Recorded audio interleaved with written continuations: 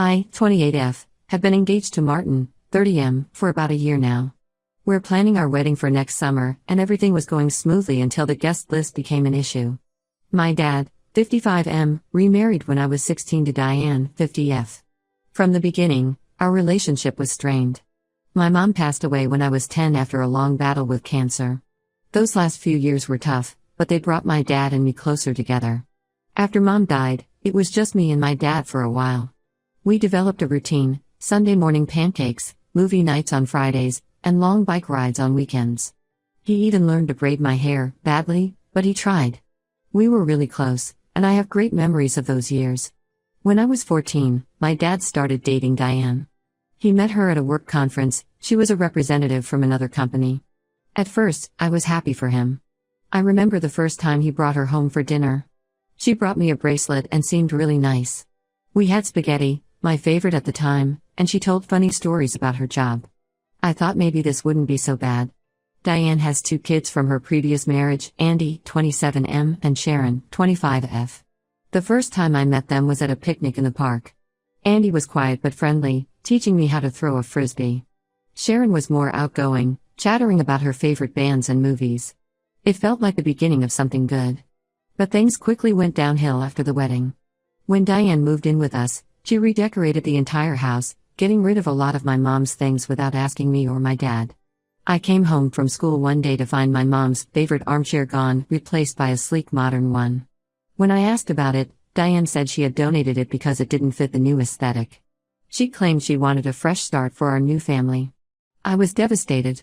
That chair was where my mom used to read to me every night. I ran to my room crying, and when my dad came to check on me, he just said, "Give it time, sweetie. Change is hard for everyone." It was the first time I felt like he wasn't on my side. Over the years, there have been countless incidents that showed Diane's favoritism towards her own kids.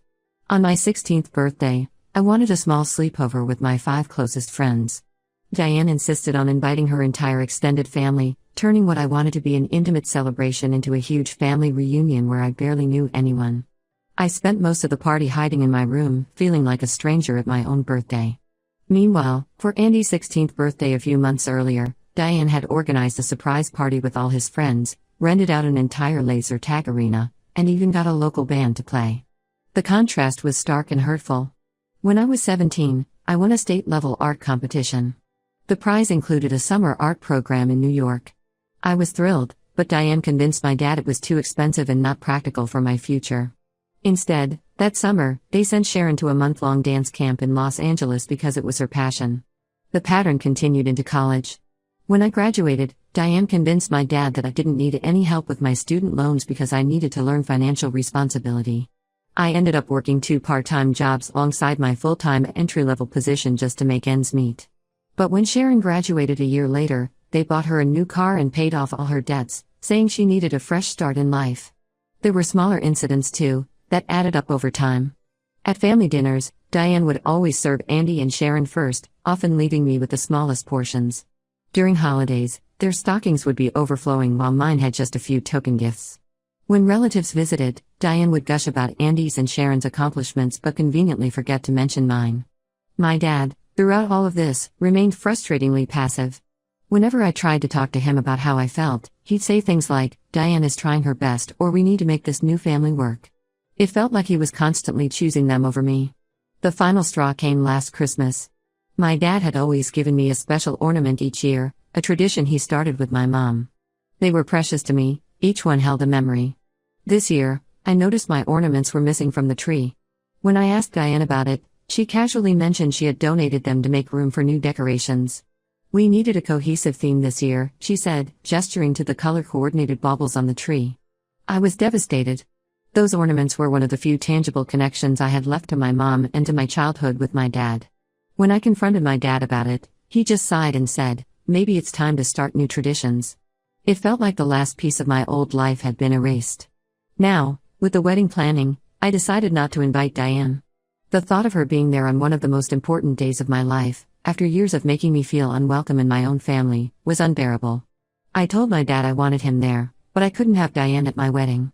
I explained how years of her behavior had hurt me and that I wanted to be surrounded by people who genuinely cared about me on my special day. My dad is furious. He says I'm being childish and that Diane is family whether I like it or not. He's threatening not to come to the wedding if Diane isn't invited. My step-siblings are also angry. Andy called me selfish, saying I was tearing the family apart. Sharon posted a long rant on social media about how I've always been difficult and can't let go of the past. Martin supports my decision. He's seen firsthand how Diane's behavior affects me and agrees that I shouldn't have to deal with that stress on our wedding day. But some of my friends think I'm being too harsh. They argue that weddings are about bringing families together and that I should give Diane another chance for the sake of family harmony. But I feel like I've given her chances for over a decade with no improvement. Every time I've tried to build a relationship with her, I've ended up hurt. The wedding feels like my last chance to stand up for myself and set boundaries. I can't help but think about how different this would be if my mom were still alive. Would she be helping me pick out my dress? Would we be arguing over flower arrangements? The absence of these moments makes the conflict with Diane even more painful. Part of me wonders if I'm holding on to the past too tightly. Am I being unfair to Diane? Should I be more understanding of the challenges of blending a family? But then I remember all the times I tried to connect with her, all the olive branches I extended that were ignored or rebuffed. I'm torn between wanting my dad at my wedding and needing to protect myself from more hurt. The thought of walking down the aisle without him is heartbreaking, but so is the idea of having Diane there, a constant reminder of years of feeling unwanted and second best. Ida for standing my ground and not inviting my stepmother to my wedding? Am I letting past hurts cloud my judgment, or am I finally setting necessary boundaries? Update 1. It's been about a month since my original post, and a lot has happened. First, I want to thank everyone for their support and advice. It really helped me gain perspective on the situation. After my dad's initial anger, he called me a week later, asking to meet for coffee. I agreed, hoping we could have a calm discussion. We met at the little cafe where we used to go for hot chocolate after my dance recitals when I was younger. As soon as I walked in, the smell of cinnamon and coffee brought back a flood of memories. My dad was already there when I arrived, 2 steaming mugs on the table. He looked tired, with more gray in his hair than I remembered. When I sat down, he pushed a mug towards me, hot chocolate with extra marshmallows, just like I used to have. The gesture nearly made me tear up. He started by apologizing for not standing up for me more over the years. He admitted he had been so focused on making his new marriage work that he overlooked how Diane's actions were affecting me. I thought if I just tried hard enough, we could be one big happy family, he said, staring into his coffee. I didn't realize the cost of that dream. However, he still insisted that I should invite Diane to the wedding. He argued that it would cause a huge rift in the family and that I should be the bigger person. I stood my ground and explained that this wasn't about being petty, but about surrounding myself with people who genuinely care about me on my special day. Our conversation took an unexpected turn when my dad revealed something I never knew. Apparently, shortly after he married Diane, she had given him an ultimatum: either prioritize their new family, meaning her and her kids, or she would leave. He admitted he was scared of being alone and chose to comply with her demands, often at my expense. I was so afraid of failing at marriage again, he said, his voice cracking. I thought if I could make it work with Diane, it would somehow make up for losing your mom. I know now that was wrong. While this explanation helped me understand my dad's behavior, it didn't excuse it. I told him I needed time to process this information and that my decision about the wedding invitation stood. As we were leaving the cafe, he hugged me tightly, something he hadn't done in years. I'm proud of you for standing up for yourself, he whispered. I should have done that for you all along. After our meeting, I reached out to my step-siblings, Andy and Sharon. To my surprise, Andy was more understanding than I expected. We met at a park where we used to play basketball together years ago. As we sat on the swings, gently rocking back and forth, he confessed that he had always felt uncomfortable with how Diane treated me, but didn't know how to address it without seeming ungrateful. Mom always made it clear that we were lucky to have a new dad, Andy explained. I felt like I couldn't complain about anything without risking that. He apologized for not being a better brother and for his initial angry reaction to the wedding situation. I get it now, he said. You need to do what's right for you. Sharon, on the other hand, refused to talk to me, saying I was tearing the family apart. She sent a long text message accusing me of being selfish and ungrateful. Mom gave up so much for us to have a family, she wrote. Why can't you just appreciate that? Her words stung, but I realized her perspective was shaped by years of Diane's influence. Martin has been incredibly supportive through all of this. He suggested we take a weekend trip to clear our heads and focus on our relationship amidst all this family drama. We went to a small coastal town where we had our first vacation together 3 years ago. We spent 2 days walking on the beach, trying local restaurants, and talking about our future. One evening, as we sat on the sand watching the sunset, Martin turned to me and said, "You know, when I first met your family, I couldn't understand why you were so anxious around them. Now I get it. I'm sorry you had to deal with that for so long." His understanding and support meant more to me than I could express. When we returned home, I found several voicemails from Diane. In them, she had alternated between angry tirades about my selfishness and tearful pleas to reconsider. "How could you do this to me after everything I've done for you?" she demanded in one message. In another, she sobbed, "Please, Sarah, don't tear this family apart. We can work this out." I haven't responded to Diane yet. Each time I think about calling her back, I remember all the times she made me feel small and unwanted. The Christmas ornaments, the forgotten birthdays, the constant comparisons to Andy and Sharon, it all comes flooding back. For now, the guest list remains unchanged. Martin and I are moving forward with our planning, focusing on the positive aspects of our upcoming celebration. We've chosen a small venue by a lake, reminiscent of where my parents got married. It feels like a way to honor my mom's memory while also starting our new life together. I'm working on accepting that my wedding day might not include my entire family, but it will be filled with people who truly support and love us. My best friend Lisa has stepped up to help with all the tasks my stepmom might have typically handled. She's been amazing, helping me pick out flowers and tasting cakes with me. As the wedding gets closer, I find myself thinking more about my mom. I wish she could be here to see me get married. I've decided to incorporate a few subtle tributes to her in the ceremony. I'll be wearing her favorite flower in my bouquet, and we'll be playing her favorite song during the reception. This whole situation has made me realize how much unresolved grief I still carry, both for my mom and for the relationship I wish I had with my dad and stepmom. I'm considering starting therapy to work through some of these feelings. Martin thinks it's a good idea and has offered to go with me if I want support. For now, I'm taking things one day at a time. Some days I feel strong and certain in my decision. Other days, the guilt and doubt creep in. But I'm trying to stay focused on the future, on building a life and potentially a family with Martin where everyone feels valued and loved. Update 2. It's been 2 months since my last update, and things have taken another unexpected turn. About 3 weeks ago, I received a letter from Diane. Unlike her previous attempts to contact me, this letter was different. It was handwritten on pale blue stationery, the same kind my mom used to use for her letters. I don't know if Diane knew that or if it was just a coincidence, but it caught me off guard. The letter was long, filled with apologies and reflections on her behavior over the years. Diane wrote that she had started seeing a counselor to work through her issues. She admitted to feeling insecure about her place in my dad's life and how she had wrongly tried to establish dominance by pushing me away.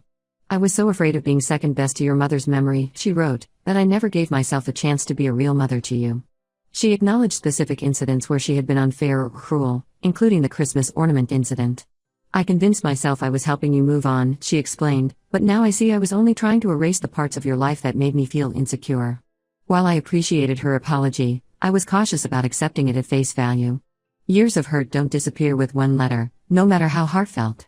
After discussing it with Martin, I decided to meet with Diane in person to gauge her sincerity. We met at a quiet cafe in town, neutral ground for both of us. As I waited for her to arrive, I couldn't help but remember all the tense family dinners and awkward holiday gatherings we'd endured over the years. When Diane walked in, I was struck by how small she looked. Gone was the confident, sometimes intimidating woman I'd known. She seemed nervous, fidgeting with her purse strap as she sat down. During our meeting, Diane broke down in tears several times, repeating her apologies and asking for a chance to make things right. "I know I don't deserve your forgiveness," she said, wiping her eyes. "But I want to try to be better, to be the stepmother you deserved all along." She pulled out a small box from her purse and slid it across the table to me. Inside was a delicate silver locket. "This was my grandmother's," Diane explained. "I want you to have it. Maybe you could wear it at your wedding? As you're something old?" The gesture touched me, but I was still conflicted.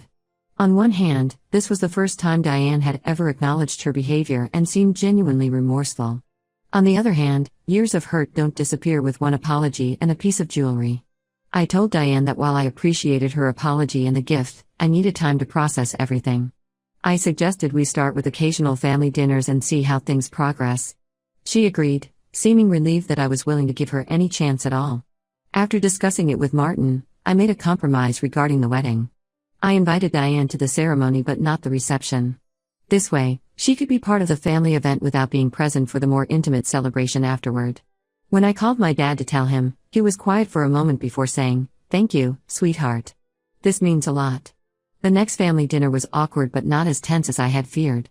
Diane made an effort to engage me in conversation, asking about my job and my wedding plans without trying to take over.